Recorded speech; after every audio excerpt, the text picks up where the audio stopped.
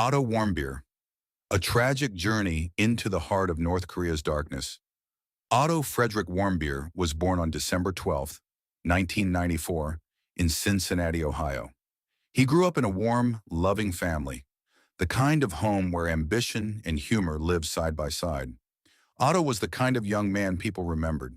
He had a natural charm, a bright smile, and an energy that lifted everyone around him. Friends said he could walk into a room and have everyone laughing within seconds. Teachers described him as exceptional, disciplined, curious, and driven. At Wyoming High School, he graduated as salutatorian, a testament to his intelligence and determination. Later, he earned a place at the University of Virginia, where he studied economics and global sustainability. Otto was smart, social, adventurous, a young man with a future that seemed to stretch endlessly ahead of him. But Otto also had a hunger for the world. He wanted to see what lay beyond the borders of his own life. He traveled to Israel, Cuba, Ecuador, and several European countries. He loved discovering new cultures, exploring unfamiliar places, and challenging himself. In late 2015, he was preparing to begin a study abroad program in Hong Kong.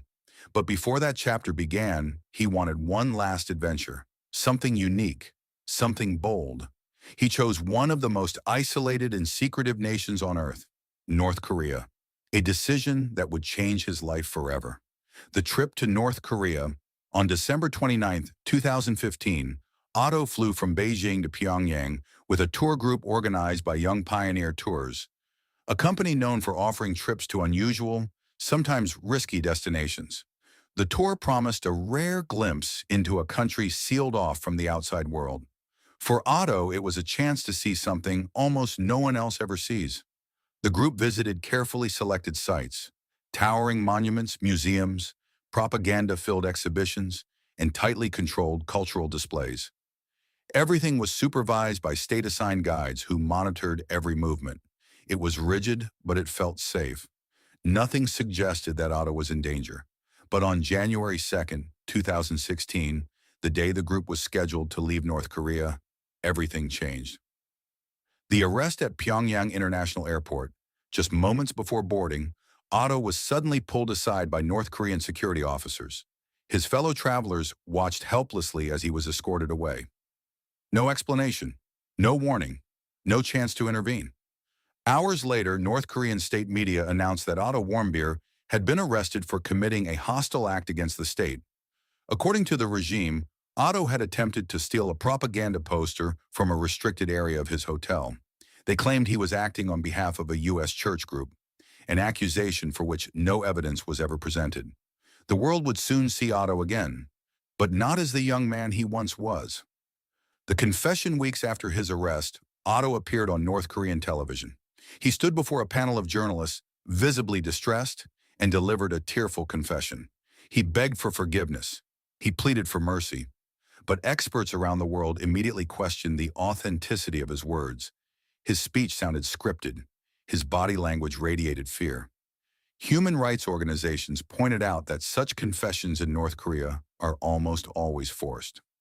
On March 16, 2016, Otto was sentenced to 15 years of hard labor. He was just 21 years old.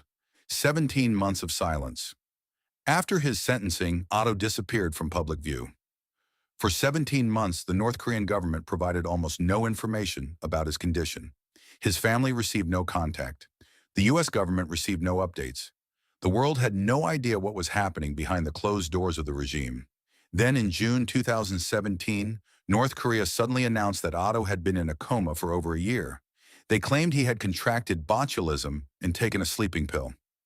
A story medical experts later dismissed as highly improbable. When Otto was finally released, the truth was far more horrifying than anyone imagined. Return to the United States. On June 13, 2017, Otto Warmbier was flown back to Cincinnati. His parents rushed to the airport, desperate to see their son after nearly a year and a half of silence. What they found was devastating. Otto was in a vegetative state. He was blind. He was deaf. He made no voluntary movements. His once bright, expressive face was now unresponsive. Doctors later revealed that he had suffered severe brain damage caused by prolonged oxygen deprivation. The exact cause of his injuries remains unknown. North Korea denied harming him. His parents firmly believed he had been tortured. Otto never regained consciousness. He died on June 19, 2017, just 6 days after returning home. He was 22 years old. Aftermath and global impact. Otto Warmbier's death sparked international outrage. The United States condemned North Korea's actions, and travel restrictions to the country were tightened. His case became a symbol of the dangers of traveling to authoritarian regimes and the brutality of political imprisonment. In 2018, a U.S. federal court ruled that North Korea was responsible for Otto's torture and wrongful death, awarding his family more than $500 million in damages, a symbolic judgment as North Korea did not participate and has not paid. Otto's story continues to raise questions about human rights abuses, political oppression, and the hidden realities of life inside North Korea. His death remains one of the most tragic and haunting cases involving an American citizen abroad. You've been watching True Case Files, Real Crimes, Real Mysteries. If you want more cases like this, subscribe and let me know which story you want to see next.